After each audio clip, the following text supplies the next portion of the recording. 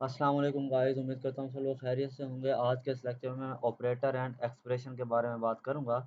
Last lecture में मैंने casting के बारे में बात की थी। अगर आपने अभी तक वो वीडियो चेकआउट नहीं किया तो ज़रूर चेकआउट करें। तो चलते हैं अपने वीडियो की तरफ।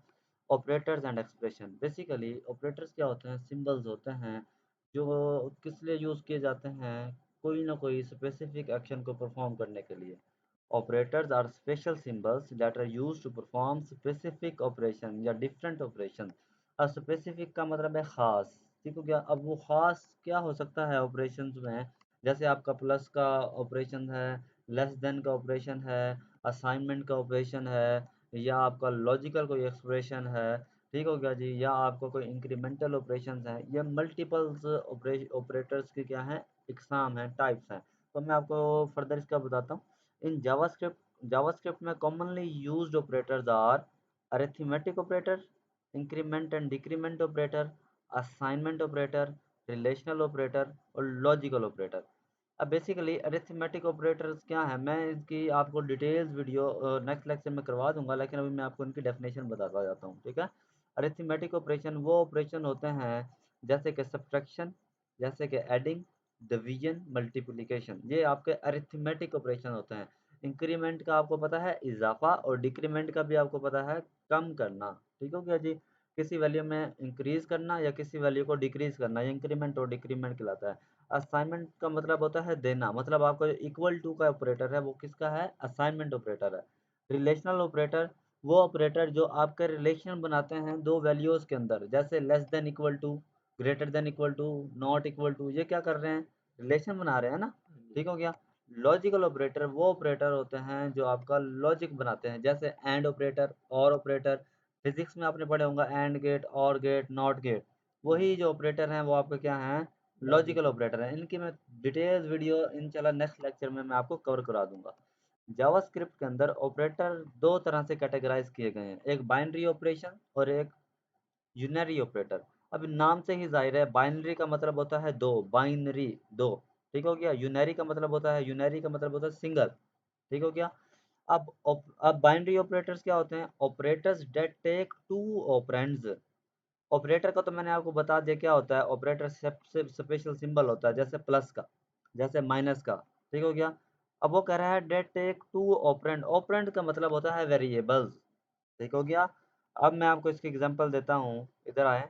मैं यहाँ पे लिखता हूँ var a is equal to 5, या मैं कर देता हूँ 3।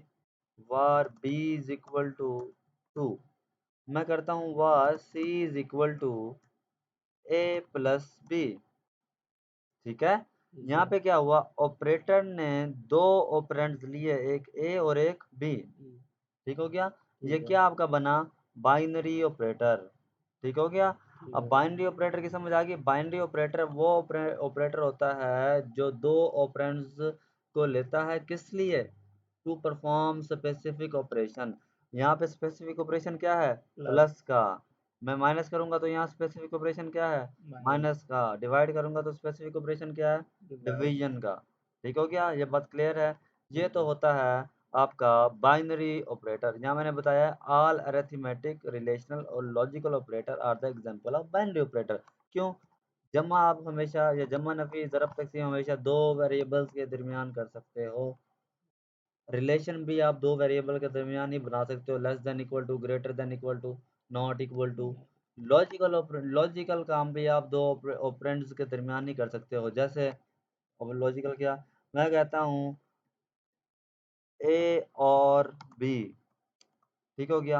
अब मैं बता रहा हूँ या ए हो या बी हो, ठीक हो गया। ये मैं लॉजिकल ऑपरेटर्स की आपको मैं डिटेल वीडियो बताऊंगा, वो लॉजिकल क्या होता है। अब लॉजिकल ऑपरेटर भी आपका दो ऑपरेंड्स के दरमियान क्या होता है, अप्लाई होता है। तो ये क्या हो गया आपका बाइनरी ऑपरेटर।